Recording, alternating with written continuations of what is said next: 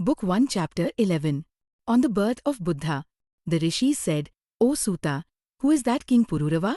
And who is the Deva girl Urvashi? How did that high-souled King Pururava come into trouble? O son of Lomharshana, kindly describe all these to us now. We are desirous of hearing sweet words from the lotus of your mouth. O Suta, your words are sweeter and more full of juice than nectar itself. We are not satiated by hearing them, just as the gods are never satiated with a drink of nectar. Hearing this, Suta said, O Munis, I shall now tell you to the best of my knowledge and understanding what I have heard from the mouth of Sri Vyasa. Listen now to that beautiful and divine incident. Once upon a time, the exceedingly beautiful and youthful wife of Brihaspati, named Tara, adorned with the most enchanting limbs and intoxicated with pride, went to the house of Chandra Deva, the moon, who was the Yajman, employer of the priest Brihaspati at sacrifices. Seeing Tara's face, radiant like the moon, Chandra was overcome with passion, and Tara in turn became enamored at the sight of Chandra. Thus, both became deeply and passionately attached to each other. Then, Chandra, the moon, and Tara, struck by the arrows of Cupid and intoxicated with amorous passion, indulged in intimate union, driven by their mutual feelings of intense love. Several days passed in this state of passionate entanglement. Brihaspati, distressed by the pangs of separation from his wife, sent his pupil to bring Tara back. However, Tara, being deeply submissive to Chandra, refused to return. Brihaspati repeatedly sent his pupil as a messenger, but when Chandra Deva continued to send the messenger back without fulfilling the request, Brihaspati became enraged. Overcome with anger, he decided to go personally to Chandra's house. Confronting the moon, who was puffed up with arrogance and wearing a slight, mocking smile, Brihaspati spoke angrily. O moon, why are you committing this vicious act, contrary to dharma? Why are you keeping my beautiful wife in your house? I am your guru, and you are my client. O foolish one, why are you indulging in such an unrighteous act by enjoying your guru's wife and keeping her in custody in your house? Do you not know that one who kills a Brahmana, steals gold, drinks intoxicants, or goes to the wife of one's guru is considered a Mahapatki, great sinner? Moreover, those who associate with such sinners become the fifth among the Mahapatakis. Therefore, if you have enjoyed my wife, you are exceedingly vicious, blameworthy, and a Mahapatki. You are unworthy of living among the Devas. O wicked one, I tell you now, it is better for you to forsake Tara, who has a bluish complexion and an askance glance. I will not leave this place without taking Tara back. If you do not return her, it is certain that you are with her, and without a doubt, I will curse you. When Brihaspati spoke in this manner, Chandra, the husband of Rohini, addressed his Guru Deva, who was overwhelmed with anger, sorrow, and distress due to the separation from his beloved wife, and said, In this world, Brahmans who are well versed in the Dharma Shastras and are free from anger are worthy of worship. However, those who are not free from anger are objects of disrespect and should not be revered by anyone due to their temper. O sinless one, the beautiful Tara will surely return to your house. What harm is there to you if she stays here for a few days? She is staying here of her own accord to enjoy pleasures and will return of her own will. One word more.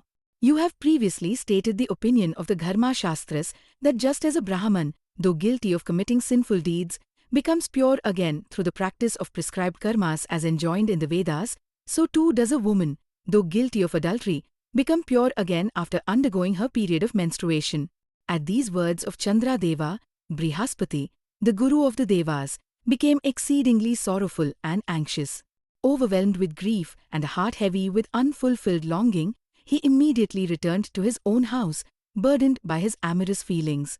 After staying in his own house for a few days, Brihaspati, worn out with anxiety, quickly returned to the house of Chandra. However, as he approached the entrance, he was stopped by the doorkeepers. This filled him with intense anger, and he halted at the gateway. When he realized that Chandra was not coming to meet him, his rage grew uncontrollable, and he began to think, Oh, what a wonder this is! This irreligious Chandra, being my disciple, has committed this vile act by taking the wife of his guru, who is regarded as a mother. I will now teach him a good lesson. Standing at the entrance, Brihaspati began to speak aloud.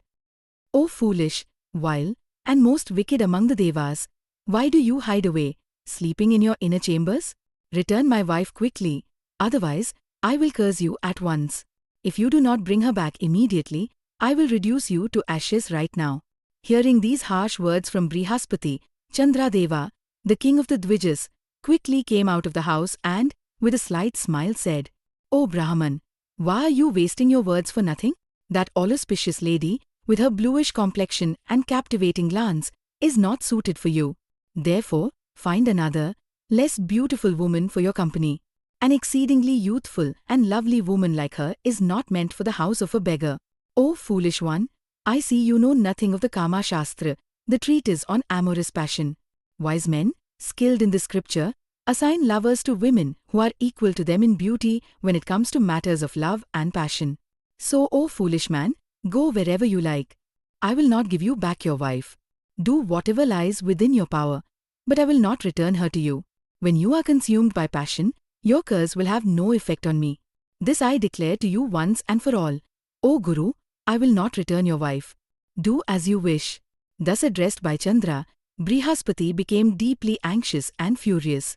Filled with anger, he quickly left and went to the house of Indra. Seeing Gurudeva looking morose and distressed, the noble-hearted Indradeva welcomed him with proper rituals, offering padya, water for washing feet, arghya, an offering of respect, and achmanya, water for sipping. He then asked, "O highly fortunate one, why do you appear so anxious?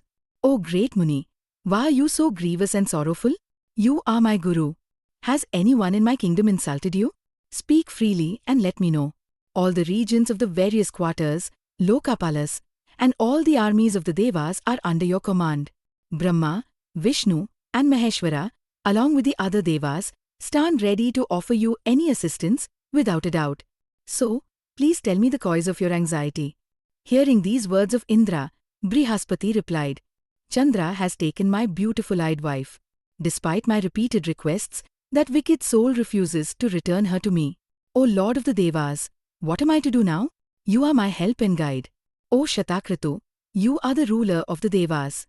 Therefore, with a heart full of grief, I pray to you, help me in this matter." Hearing this, Indra said, "O knower of dharma, do not be sorrowful, O Suvrita. I am your servant. O highly intelligent one, I will surely bring your wife back to you. I will first send a messenger, and if Chandra, mad with pride, still refuses to return your wife, I will wage war against him and fight him with all the armies of the Devas." Thus consoling Brihaspati, Indra sent a very clever emissary, skilled in speech and remarkable in his abilities, to Chandra. The clever and wise messenger travelled to Chandraloka, the realm of the moon, and addressed Chandra, the husband of Rohini, with these words, "O Mahabhaga, Indra has sent me to deliver his message to you. So, O intelligent one, I will now convey to you what he has instructed me to say. Please listen." He said, "O highly fortunate one, you are well versed in dharma and the Niti Shastra, the science of morals, especially since the virtuous Maharshi Atri is your father. Therefore, O Suvrita, you ought not to commit such a blameworthy act. See, it is the duty of all beings to protect their own wives to the best of their ability without negligence. Naturally, quarrels are bound to arise when such duties are disregarded.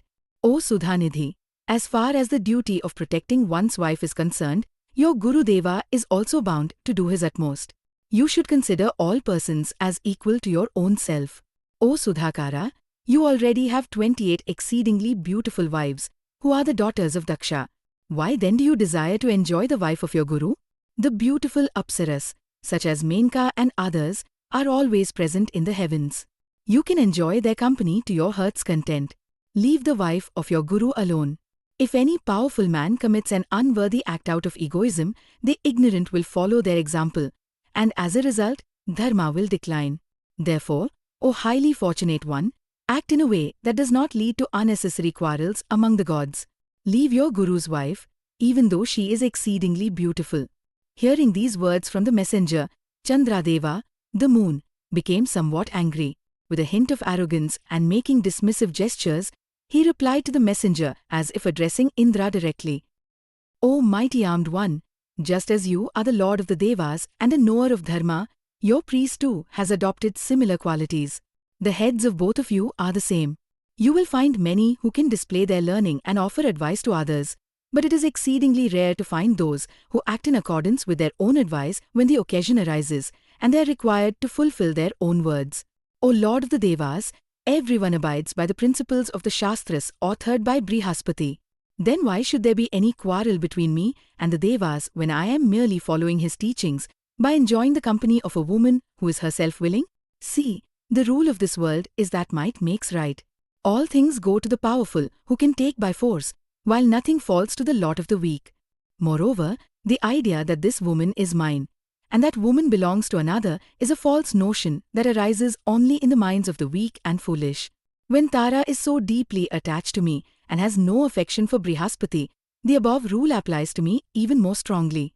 How then can I abandon the lady who is so devoted to me in accordance with the laws of dharma and morality? You can also observe that happiness prevails in a family where the wife aligns with the will of the husband.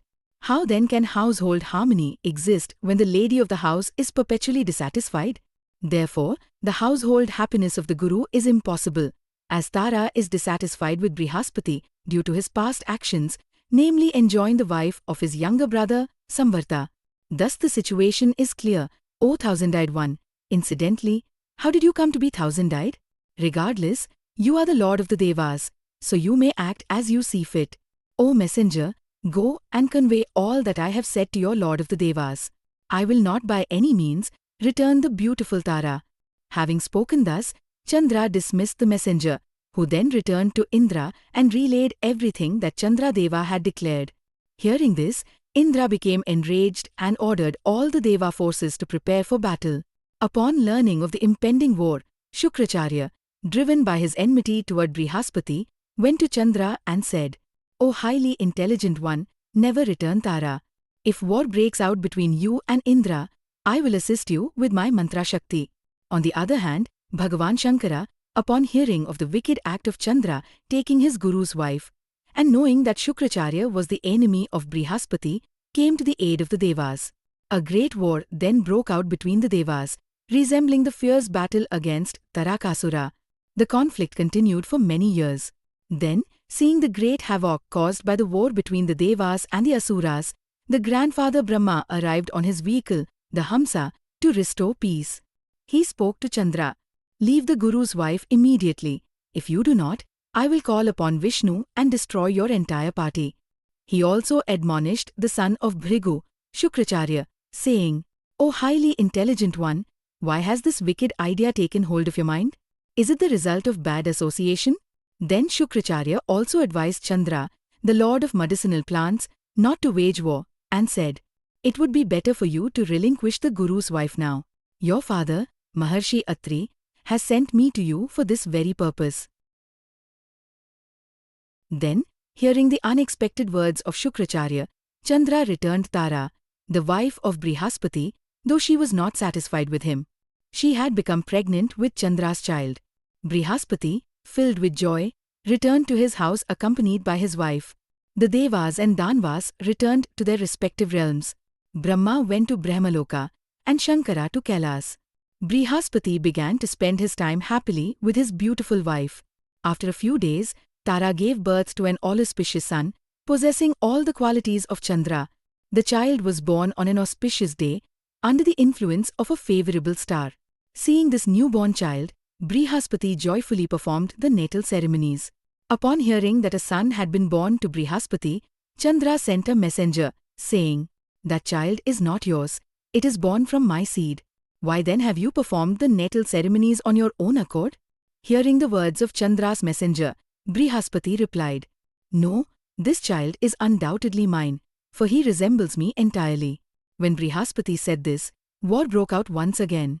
The Devas and Danvas met each other on the battlefield, and councils of war were held. Then, for the preservation of peace, Prajapati Brahma went to the battlefield. Before the Devas and Danvas, who were eager for war and ready to fight each other, he intervened and stopped them from further conflict. Brahma then asked Tara, "O auspicious one, tell me truly, whose child is this? O beautiful one, if you speak the truth, this war, which will result in the loss of so many lives, will cease." Tara, looking askance and lowering her head in shame, gently spoke to Brahma, "This is Chandra's child," and then quietly went inside. Chandradeva, hearing this, became very glad. He took the child, named him Buddha, and carried him to his own house. Bhagavan Brahma, Indra, and the other Devas returned to their respective realms. Likewise, all the spectators departed to their own places, from where they had come. O Munis, I have now described the birth of Buddha, the son of Chandra, and conceived in the womb of Brihaspati's wife, as I heard it from the mouth of Vyasadeva, the son of Satyavati. Thus ends the 11th chapter of the first book on the birth of Buddha, in the Mahapurana Srimad Devi Bhagavatam of 18,000 verses, composed by Maharshi Vedavyasa,